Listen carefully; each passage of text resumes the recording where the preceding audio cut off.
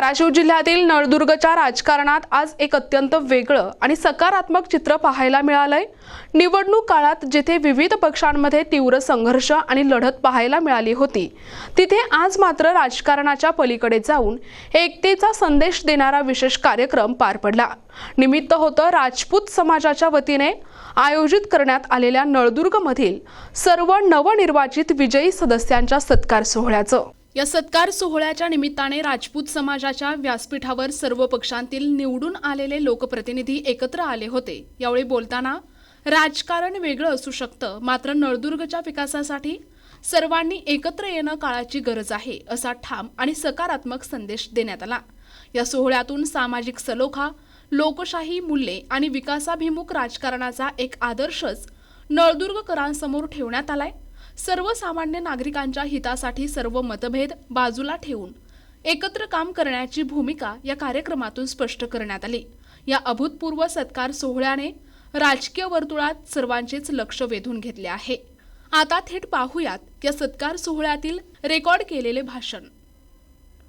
आपले जे भरघोस मतदाने मला जे विजय केलाय, जे विश्वास जनतेने दाखवलाय आणि त्याचबरोबर राजपूत समाजाचा जास्त सिंहाचा वाटा मी समजतो आणि येणाऱ्या काळात जेही आपले निवडणुकीच्या काळात जे आश्वासित केलेलं होतं 100% पूर्ण करणार हे तुम्हाला 100% खात्री देतो। आणि येणाऱ्या काळात जे विकासाचे कामं आहेत, आता सगळेच आहेत, नगरसेवक काँग्रेसचे असतील, सर्वांना घेऊन म्हणजे विकासाच्या कामात आपण नळदुर्ग शहर 100% बदलणार आहोत एवढंच सांगतो। आणि शहर स्वच्छ आणि सुंदर नळदुर्ग बनवण्याचा हे 100% आश्वासित करतो। आणि येणाऱ्या काळात जे दादाच्या माध्यमातून कामं जे राजपूत समाजाने घेतलेला आहे, सर्व नवनिर्वाचित नगराध्यक्ष व सदस्यांना बोलवून सत्कार जे घडून आलेला आहे त्यांना मी प्रथम त्यांचा मी आभारी आहे। आणि आताच नैर भाषा म्हणल्यासारखे नळदुर्ग शहरामध्ये कुठल्याही समाजसेवा असू दे, कुठल्याही गावाचे विकासाची कामं असू दे, हा समाज अग्रेसिव्ह असतंय। म्हणून आम्ही या प्रसंगी सर्व या नवनिर्वाचित नवीन टीम मार्फत आपल्याला आश्वासित करत आहोत की येणाऱ्या काळामध्ये नळदुर्ग शहरामधील जे काही सुखसुविधा, जनतेचे जे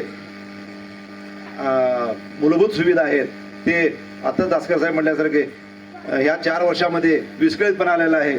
जरूर आम्ही येत्या 1 महिन्याच्या आत ही सर्व सुखसुविधा आपल्याला देण्यासाठी प्रयत्न करून आणि त्याचा परिणाम आपल्याला 1 महिन्याच्या आत दिसेल एवढेच या प्रसंगी गवाही देऊन मी माझे 2 शब्द संपवितो। आणि चांगल्या पद्धतीचा या ठिकाणी नळदुर्ग शहराचा विकास व्हावा या दृष्टिकोनातून प्रत्येक वेळेस राजपूत समाज महाराणा प्रताप संघ या ठिकाणी सातत्याने नळदुर्ग शहरामध्ये हिरारीने भाग घेतोय।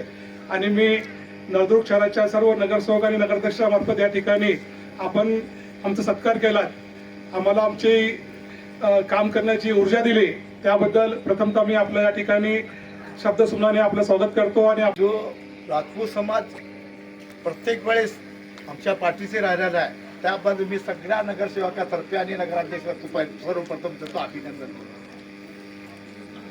2004 ला मी ज्यावेळेस मी नगराध्यक्ष म्हणून थांबलो त्यावेळेस संपूर्ण समाज महाराणा प्रताप ज्या पद्धतीने लढले योद्धा म्हणून त्याप्रमाणे माझ्या मागे थांबून त्यावेळेस मी मला निवडून आणले। परत मी घरी बसताना लोक म्हणले की भैया मुलाने म्हणले तुमको ठहरना पडेगा। अरे भाई मैं मेरा उम्र होगा, मैं आप क्या ठहरो, तुम लोग ठहरो, तुम्हारे को साथ देता हूँ। प्रतिनिधी आयुब शेख, NTV न्यूज मराठी, तुळजापूर, धाराशिव।